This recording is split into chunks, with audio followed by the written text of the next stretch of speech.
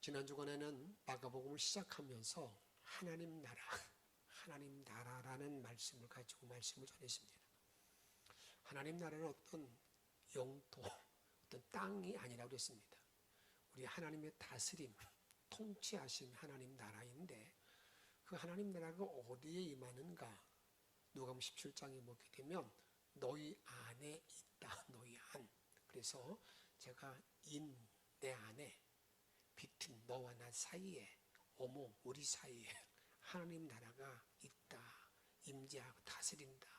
그래서 주님이 나를 다스리면 주님 나라가 임한 거라 그 말입니다. 그런데 이 하나님 나라에 대해서 우리 주님은 아주 단호하게 이렇게 말씀합니다. 이 땅이 어떤 일보다도 제일 먼저 구할 것. 그리고 내가 살아간 날 동안에 육체의 불구가 된다 할지라도 그 나라는 반드시 가야 될 것이라는 겁니다.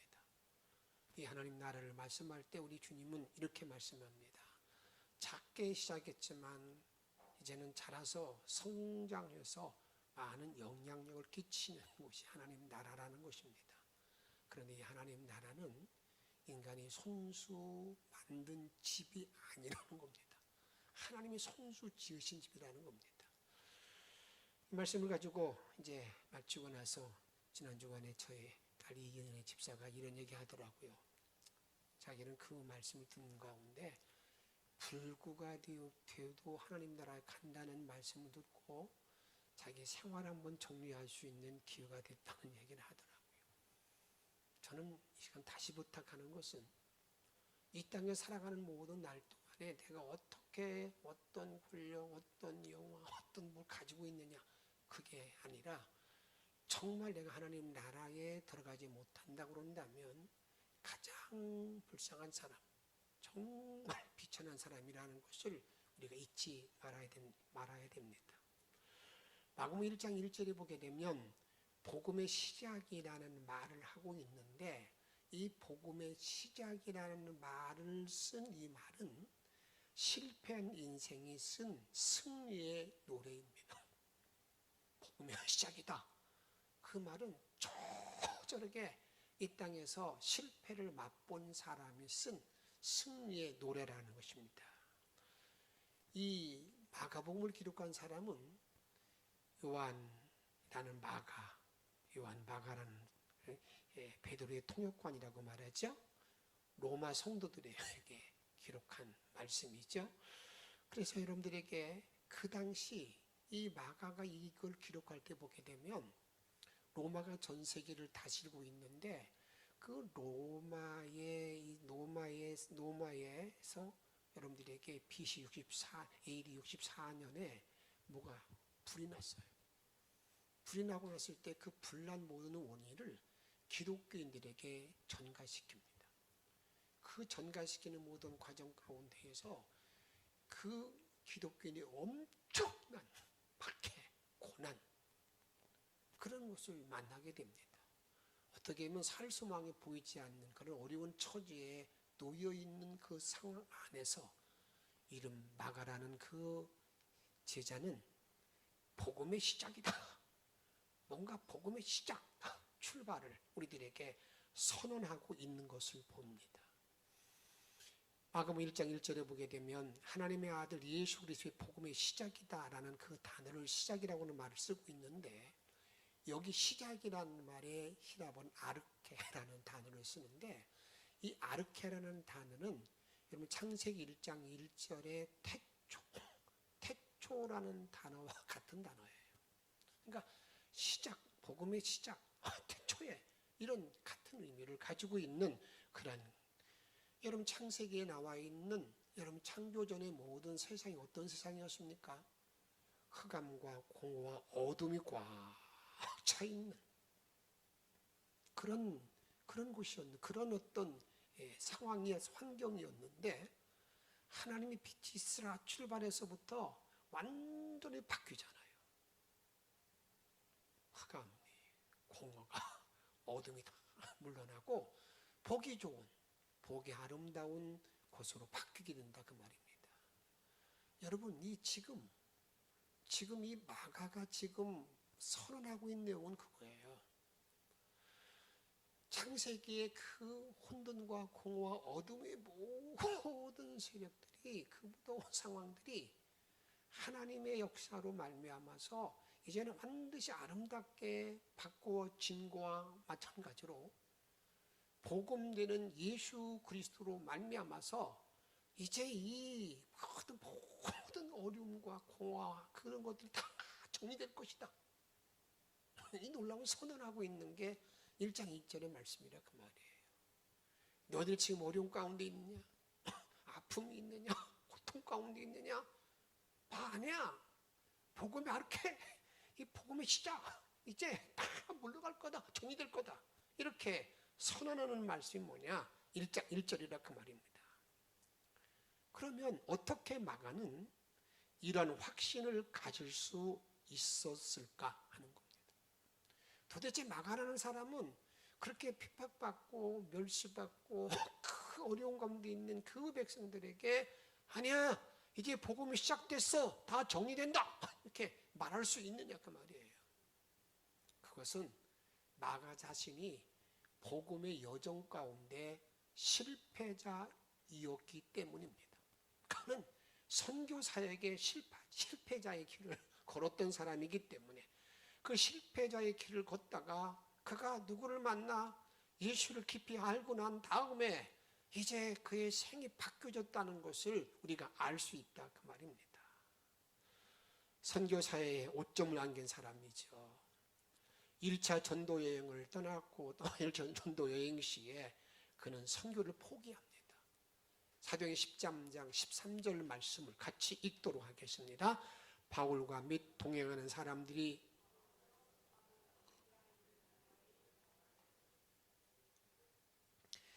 밤빌리아에 있는 버가에 이르니 거기에 이르러서 요한은 그들에게서 떠나 예루살렘으로 돌아갑니다. 거기서 떠나서 예루살렘으로 돌아간 거예요. 복음을 전도를 나갔다가 그냥 중도에 돌아가고 맙니다. 이런 일을 벌였다고 말입니다.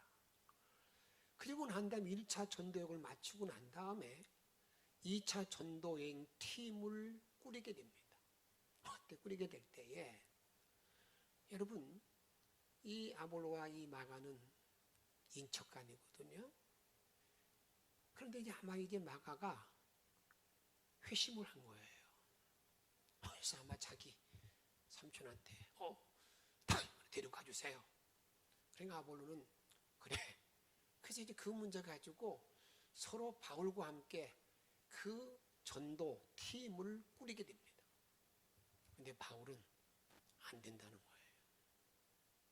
그래서 성경에 보게 되면요, 뭐라고 말하냐면 바울과 바나바가 사도행 13장 39절에 보게 되면 서로 심히 다툽니다. 아마 대판 싸운 거예요. 여러분, 왜 바울이 여러분 이 마가를 받아주지 않았을까요? 그 당시 선교팀의 팀장이 바울이기 때문에 이제 이렇게 그에게 받아주지 못했다는 것은 마가가 이제 어떻게 보면 자기의 선교 인생 가운데에 실패자의 길을 실패한 그런 사람이라 그 말이에요. 그런데 이제 이 마가라는 사람이 1차 전도 여행 시에 이제 전도 2차 때 합류하지 못하고 아볼로와 함께 이제 또 전도 나갔어요. 그런데 그 마가라는 사람이 이제 완전히 바뀌었습니다. 그것을 성경은 이렇게 우리들에게 말합니다. 바울과의 관계도 회복되어졌습니다. 고린도서 4장 10절에 보게 되면 마가도 함께 감옥에 있다라고 말합니다. 이제 마가라는 인물도 어디 있다고요? 마가도 바울과 함께 감옥에 있다는 것을 우리들에게 말하고 있다고 말입니다. 디모데후서 4장 10절과 11절에 보게 되면 마가도 데려오라, 내게 유익하다고 말합니다. 베드로전서 여러분들에게 5장에 보게 되면 내 아들 마가 베드로의 아주 충실한 사역자, 돕는 자 같은 걸 보게 됩니다. 이처럼 한 번 실패를 가져왔지만 그가 다시 한번 새로운 인생을 살 수 있는 마가가 된 거예요. 그 이유가 뭡니까? 이렇게 변화된 삶을 살아가게 된 이유가 뭐냐 그 말이에요. 그건 다른 데 있지 않습니다. 복음으로 말미암아, 예수로 말미암아 완전히 그 인생이 바뀌어졌다는 것을 우리들에게 지금 말하고 있습니다. 그러게 지금 마가는 이렇게 말하고 있는 겁니다. 로마가 이렇게 어렵고 힘들고 비참한 위축된 그런 모든 상황 안에서 너희들이 복음을 바로 알기만 하면, 바로 받아들이기만 하면 새로운 희망, 나를 보라는 그런 말의 의미죠. 내가 이게 바뀌었잖아. 내가 바뀌어가지고 내가 새로운 삶을 살잖아. 그런 말의 의미가 여러분 마가복음 1장 1절의 복음의 시작, 그 실패자의 승리의 노래라고 우리가 말할 수가 있다 그 말입니다. 예수를 만나기만 하면, 복음이 바로 접하기만 하면 과거의 실패, 지금 어려움 그냥 아무것도 아니라는 것을 우리들에게 말씀하고 있는 것이라 그 말입니다. 예수님께서 하늘나라, 하나님 나라를 선포하고 난 후, 복음이 전파되기 시작한 후에 예수님의 소문이 막 퍼지기 시작합니다. 병든 자를 고칩니다. 귀신이 쫓겨나갑니다. 이런 일이 벌어지고 나니까요, 이제 많은 사람들이 예수께 몰려오는 거예요. 예수께 몰려오게 됩니다. 예수께 몰려오게 됩니다. 다른 말로 말하면 이제 여러분 어떤 일이 벌어지게 되냐면, 이제 예수님과 제자들에게는 아주 잘 나가는 인생, 잘 나가는 상황, 그런 인생이 된 거예요. 여러분, 그런 모든 상황을 우리들에게 말할 때 뭐라고 말하고 있느냐 보게 되면, 이제 예수님께서 병을 고치시죠. 다 그런 일을 감당하니까 어디 가든지 간에 온 동네가 막 떠나서갑니다. 야, 예수 왔다, 가자.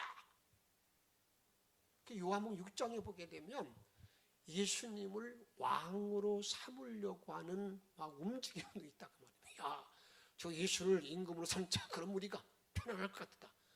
이런 잘 나가는 인생이 되었다 그 말입니다.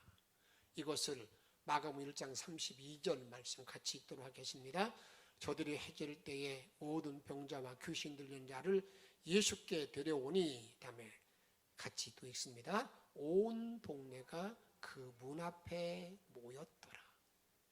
예수가 간 곳에는요, 인산이를 다 이루는 이런 모습.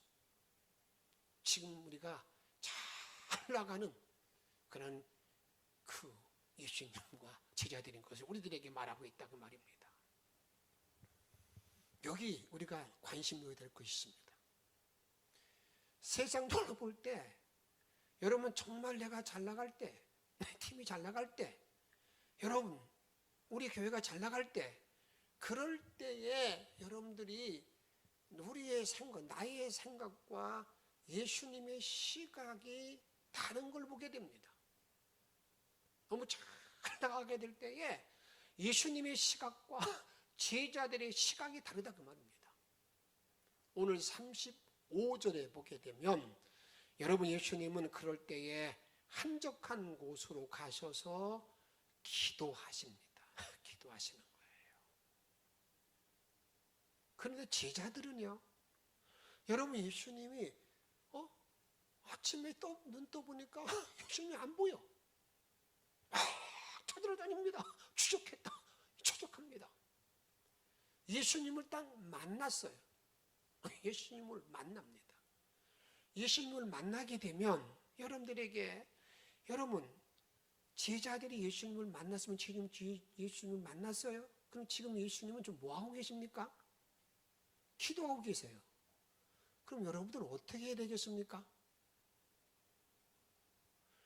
예수님과 같이 기도하면 되잖아요. 그게 여러분들에게 정상적인 제자의 길이 아니겠습니까? 그런데 제자들은 그런 눈으로 말하고 있지 않습니까? 지금 여기서 뭐 하고 계시는 겁니까? 모든 사람이 다 지금 찾고 계신데 막 찾고 있다고 얘기한다 그 말입니다. 그때 예수님은요, 그들이 제자들이 말하는 것은 저들이 예수님을 지금 막 찾고 있을 때 왕이 되자고 그러는데 왕이 되세요, 왕 되세요, 그런 말이 의미해요.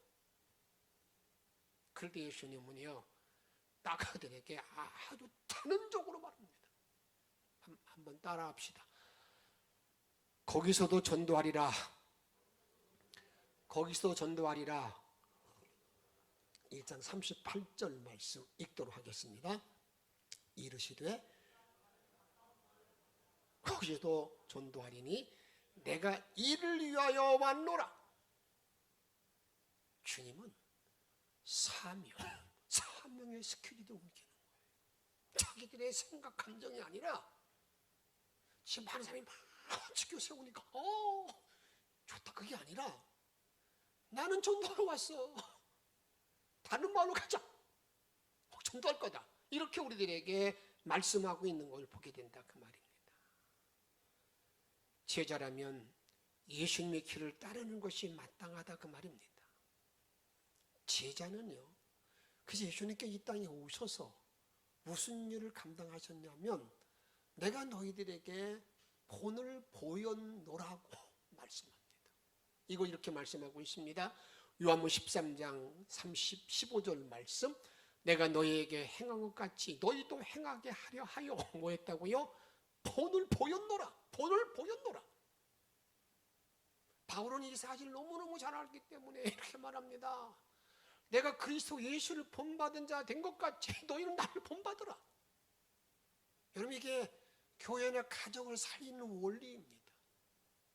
여러분, 이 교회에서도 목사가 주님을 본받지 아니하고 그럼 나 본받으면 안 되잖아요. 가정 마찬가지예요. 부모가 주님을 본받고 난 다음에 그래 너는 나를 본받아 이렇게 말할 수 있어야 되는데, 이게 제자의 여러분 바른 길이라 그 말이에요. 오늘 말씀은 주님의 본을 바로 따르지 못한 제자들의 미숙함을 우리들에게 말합니다. 어떤 미숙함을 우리들에게 말합니까? 그 중에 하나는 예수님을 우지좌지하려는 자세입니다. 예수님을 자기들의 대로. 마가복음 1장 36절에 보게 되면 예수의 뒤를 따라갔다는데, 따라갔다는 말의 의미는 추적했다는 거예요. 추적했다는 겁니다. 지금 제자들은 예수님을 찾은 후에 앞에서 말씀드렸지만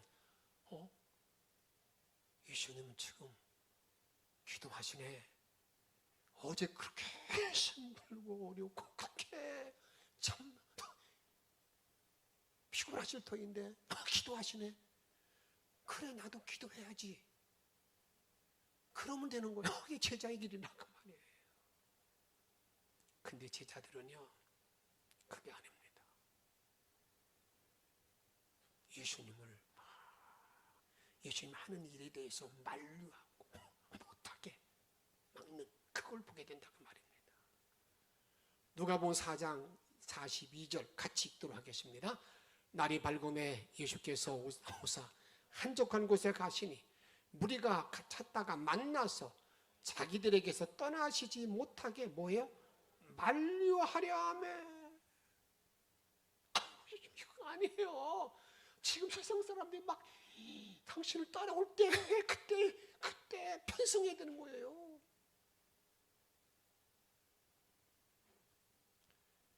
아마 이렇게 만류한 모든 일을 주도했던 사람은 제가 생각할 때는 아마 베드로였을 겁니다. 베드로가요, 예수님께서 예수님과 함께 3년 동안 같이 동거동락하고 난 다음에 어느 날 주님 이렇게 말씀합니다. 내가 이 땅에 온 이유가 뭔 줄 아냐? 내가 예루살렘에 올라가서 십자가에 못 박히고 죽고 살아난다, 부활한다, 이걸 딱 목적을 말씀하니까 그때 베드로가 눈을 팍 부르뜨면 뭐야? 그 그게 항변, 옛날 개용 가나여 가로되 안 된다는 거예요. 이것을 이렇게 성경은 말합니다.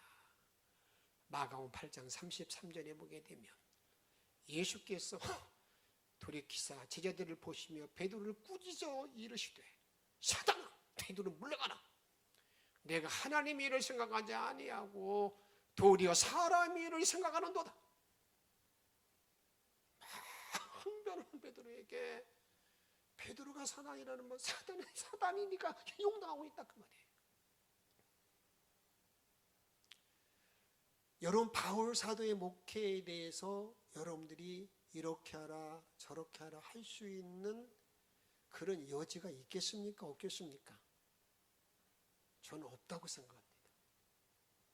근데 바울이 목회할 때도요, 거기는 성도들이 이렇게 하세요, 이렇게 하세요, 이렇게 하세요. 그런 일을 할 때 바울이 그 안타까움을 가지고 이렇게 말하는 걸 보게 됩니다.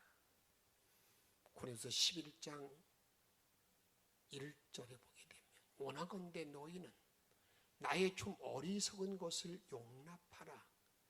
청하건대 나를 용납하라. 내가 좀 미련하잖아. 나 좀 용납해달라고 이렇게 부탁합니다. 나를 용납해서 그렇게 우지자지 않은 그런 일을 하지 말라 이렇게 말하고 있는 걸 보게 된다 그 말이에요. 다음에 이들의 미숙함이 뭔지 아십니까? 한번 따라합시다. 현실을 과장한다. 현실을 과장한다. 현실을 과장한다. 조그만 침수무도해가지고 막 이렇게 아니 그냥 막 크게 해가지고 여러분들 여기 보면 이렇게 말합니다. 1장 31절에 보기에는 만나서 이르되 모든 사람이 주를 찾나이다. 근데 지금 이 시간이 무슨 시간이에요? 새벽 시간이에요. 새벽 시간. 새벽 시간에 여러분 모든 사람이 다 찾는다는 말이 어떻게? 여러분에게 타당한 말입니까? 1장 31절에 보게 되면 아니라 그 말이에요. 새벽이 오든 모든 사람이 다 찾을 수 있어요. 여러분 이렇게 해서 이 과장된 말을 하고 있다 그 말입니다. 교회는요 과장하는 말이 아니라 팩트가 중요합니다. 어느 때는요 한가지를 가지고 딱 맞다 이렇게 부정적으로 얘기하는 분들 간혹 보잖아요. 이같이 예수님을 우지하거나 과장하는 불평의 시각을 바꾸지 않으면 복의 통로를 이룰 수가 없습니다. 감사의 삶을 살 수가 없습니다. 미래의 축복을 준비할 수가 없습니다. 그럼 우리 주님은요, 이런 영적 미숙자들에게 요구하는 영적 어떤 주님께서 진단이 뭘까? 지금 제자들이 하는 모든 일들이 영적 어떻게 미숙아들이 하는 그런 일에 대해서 주님이 뭘 요구하는가? 어떤 삶을 살라고 우리에게 요구하는가? 그 중에 하나는요, 습관화 차원의 경건을 가지라는 것입니다. 다시 말하면 기도 생활의 습관화를 이룰 것을 우리들에게 말씀하고 있다 그 말입니다. 예수님이 분주한 하루를 성경은 이렇게 말하고 있지 않습니까? 21절에 가르치시고 방해꾼들 귀신을 쫓아내고 너무나 피곤한 상황인데도 불구하고 여러분 그렇게 피곤한 상황이 되면 아침에 일어난다는 거 여러분 아이고 피곤한데 내가 어떻게 일어나 그럴 법한데도 불구하고 우리 주님께서는요 그 시간에 일어나셔서 기도하시는 모습 그게 누구의 모습이라고요? 우리 주님의 모습 예수님의 모습인 것을 우리들에게 말씀하고 있다 그 말입니다. 다시 말하여 예수님은요 습관적인 새벽 기도회를 감당했음을 말합니다. 이제 29일부터 또 우리가 특세를 갖고 준비하고 있는데 제가 항상 부탁드립니다. 좀 이번 시간이 한 주간만이라도 이번은 특별히 그런 마음이 더 강하게 여러분 마음이 움직여서 정말 나라를 위해서 기도할 수 있는 그런 시간이 정말 되기를 바라는데, 우리 예수님의 습관적인 이런 기도는요 언제까지 이루어진 줄 아십니까?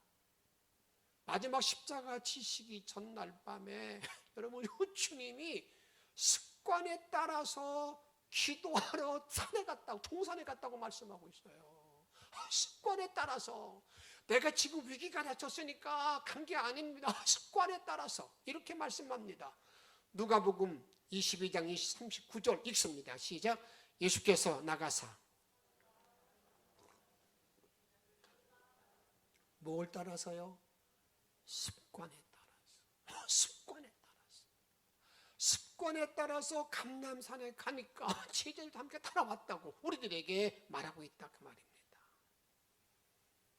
주님이 또 요구하는 또 하나의 영적 경건은 뭘까? 그것은요 세상과 격리 차원의 경건의 시간을 가지라는 겁니다. 고독의 영성이죠. 여기 주님이 이렇게 말하면 한적한 곳에 가서 기도했다 그랬습니다. 한적한 곳을 다른 말로 말하면 광야를 말해요. 광야. 근데 여러분 예수님이 광야는 어떤 곳이냐면 사역의 출발. 성령에 이끌려서 어디 갔어요? 광야로 간 거. 광야. 딱 그 말이에요. 예수님께서 성경에 보게 되면 오병이어의 기적을 행한 그러한 장면이 나옵니다. 엄청난 거죠. 떡 5덩이와 물고기 2마리를 가지고 5,000명을 먹이고 12광주리에 담는 그런 놀라운 하나님의 기적을 여러분 이루고 난 다음에 여러분 어떻게 생각하면은 이제 들떠서 야 따봐라 그렇게 말할 수 있는 그런 상황 아니겠어요? 근데 예수님은요 그러지 않았습니다. 그곳을 떠나서 어떻게 합니까? 그곳에 떠나서 격리의 자리에 들어가게 됩니다. 마태복음 14장 23절 말씀 읽습니다. 무리를 보내신 후에 기도하러 따로 산에 올라가시니라. 저물 때 거기 혼자 계시더니. 예, 우리 주님의 삶이죠. 그 많은 사람이 하늘을 미치고 있을 때에 그런 마트 둘러보내고 난 다음에 산에 가서 홀로 기도하는 모습. 여기 따로 서 있는 이 말씀은 다른 말이 아닙니다. 우리의 믿음의 모든 사람들은요 세상과 격리할 줄 알아야 됩니다. 그래서 성경은 이렇게 말합니다. 너희들이 세상을 살아가는 것이 하나님과 원수되는 일인 것을 우리에게 말하고 있지 않습니까? 세상과 격리하는 이런 영성이 나에게 있어야 된다 그 말이에요. 내가 이런 고독한 어떤 주님과의 관계를 갖고 기도하는 그런 모습이 우리에게 요청된다 그 말입니다. 다음 세 번째 주님 우리에게 요구하는 건 뭐 어떤 것입니까? 초심 지키기 차원의 경건한 영성을 나에게 소유하라고 주님은 말씀합니다. 주님께서 나에게 말씀하는 것은 초심. 예수님이 첫 출발이 광야이었기에 광야로 가서 한적한 곳에 가서 주님은 기도하는 모습을 이렇게 보여주고 있습니다. 사랑하는 성도 여러분, 오늘 주님은 저와 여러분들을 지금 묻습니다. 어떤 것을 묻습니까? 주님이 묻는 거 이렇게 묻습니까? 너는 정말 나의 제자로서 나의 시각, 예수님의 시각을 가지고 있는가? 이렇게 묻는 거예요. 예수님의 시각을 가지고 있는 사람들은요, 영적 미숙함을 벗어나야 됩니다. 그리고 난 다음에 나와 여러분들에게 세 가지 차원의 경건을 요청하는데, 그 중에 첫 번째가 뭡니까? 습관화된 기도 생활 좀 하라는 거예요. 기도 생활이 그냥 내가 무슨 문제가 있을 때 그 문제 해결하기 위해서 하는 그런 것이 아니라, 여러분, 기도 생활이 여러분이 그런 분과 문제 관계없이 항상 준비하는, 기도가 내 일상이 되는, 또 어떤 걸 요구합니까? 주님은 나에게 말씀합니다. 좀 제발 부탁하는데 세상에 좀 빠지지 말고 세상과 좀 격리된 삶을 살아. 세상 속에 동화되어 살지 말라는 겁니다. 내 모든 삶을 살아가는 날 동안에 이 세상과 구별된 삶, 정말 너희들이 세상을 사랑하게 되면 하나님과 원수되는 길을 걸어가는 거야. 주님과 원수되는 길을 걷지 말라고, 그런 영성을 가지라고, 고독의 영성이 있어야 된다고 우리에게 말씀하고 있다, 그 말입니다. 주님은 나에게 또 뭘 말하는 겁니까? 첫사랑의 영성을 가져야 된다는 겁니다. 초심. 내가 처음 예수를 믿고 그 예수의 은혜를 받고 난 다음에 가했던 그 하나님의 은혜, 그 은혜를 내만 간직하고 난 다음에 그 은혜가 변하지 아니하는 그 초심에 점점 더 넓은 영성이 이어져야 되는 것이지, 그런 일들 가운데 자꾸 축소되어지는, 자꾸 없어지는 것이 아니라 초심, 첫사랑. 그래서 계시록에 보게 되면 너의 첫사랑이 어디서 떨어진가 한번 살펴보고 빨리 되찾아야 된다는 거예요. 그렇지 않으면 내가 너희들을 떠난다고 말씀하고 있지 않습니까? 오늘 우리 주님의 이 질문을 마음에 잘 담고 남은 모든 생을 살아가는 동안에 내 시각이 아닙니다, 내 판단이 아닙니다, 예수님의 시각, 예수님의 판단, 예수님의 말씀에 따라 움직일 수 있는 그런 기쁜 영성을 가지고 주께 영광 돌릴 수 있는 저와 여러분의 생이 되어지기를 주의 이름으로 축복합니다. 함께 찬양합니다.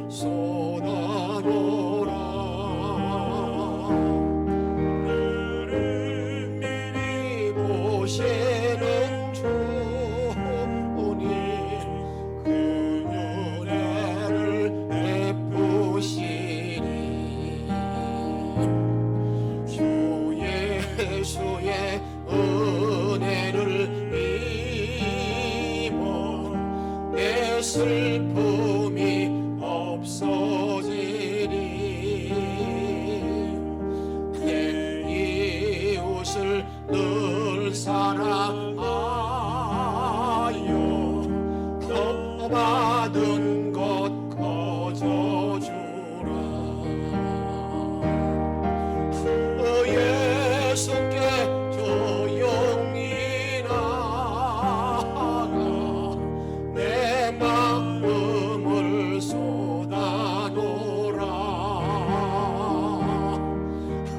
어른들이 오시는 중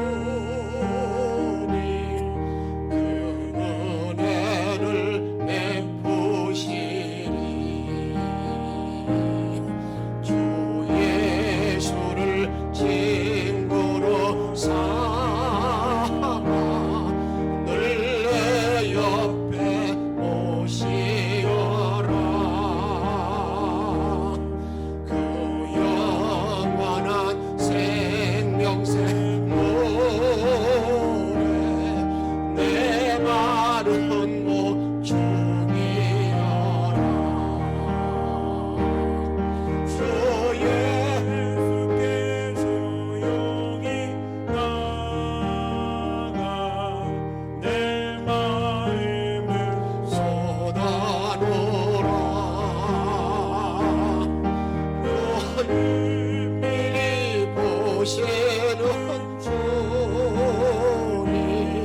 그 은혜를 베푸시니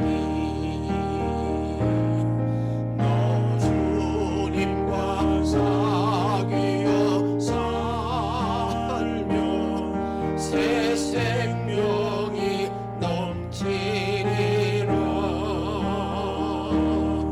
주 예수를 찾느니 앞에 참 밝은 빛 비추어라 주 예수께 조용히 나가 내 마음을 쏟아놓으라 은밀히 보시는 주님 그 은혜를 베푸시리.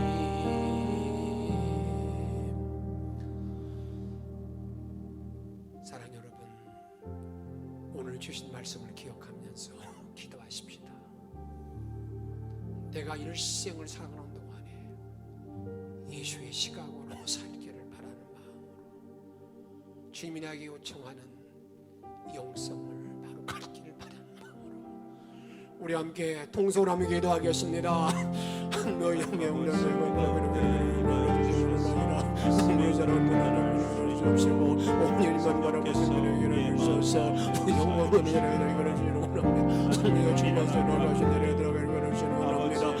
능력으로 주님만 바라볼 수 있도록 아버님 너희 걸으시는 아니라 아버님께 도와주고 걸으시는 원합니다. 주님으로 가신 일에 들어가기를 원합니다.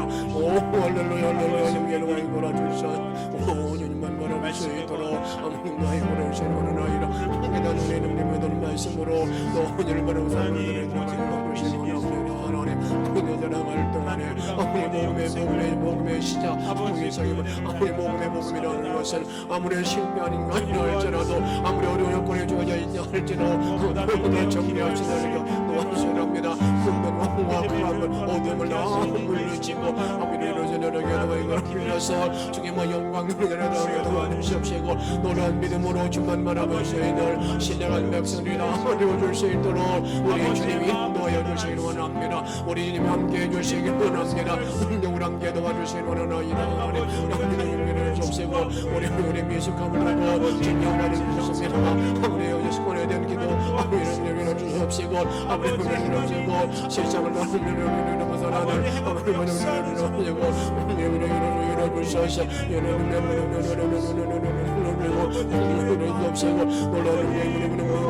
주시옵시고 나는 여들의 모든 마음에 모두를 성부를 사랑할 수 있는 목된 믿음의 정도를 나눠줄 수 있도록 아버지 인도하여 주옵소서. 주님의 그 언들로 일어나갈 수 있도록 원하시는 합니다. 오늘 능력으로 하나님만 바라볼 수 있도록 이끌어주시는 원하나이라 운동을 함께 도와주시기를 원하나이라 너는 운동을 함께 임할 줄로 믿습니다. 영광을 함께 임할 줄로 믿습니다. 아무는 우리를 있어서 주님만 바라보는 우리를 이끌어주시옵시고 이제 그 능력으로 말씀으로 주님만 바라볼 수 있도록 아버지 인도하여 주옵소서. 우리를 사랑하는 주옵시고 종들이 모든 마음에 영성대가 정말 말씀으로 도와주시옵시고 아버지 마음 아버지 사랑이 이루어주옵시고 이름을 세인원을 아니라 인간인가 일할지라도 한번 살아갈 수 있는 길을 걸어갈 수 있도록 주님께서 인도하여 주옵소서. 우리에게 생명과 능력 되시는 예수님의 이름으로 간절히 기도하옵나이다.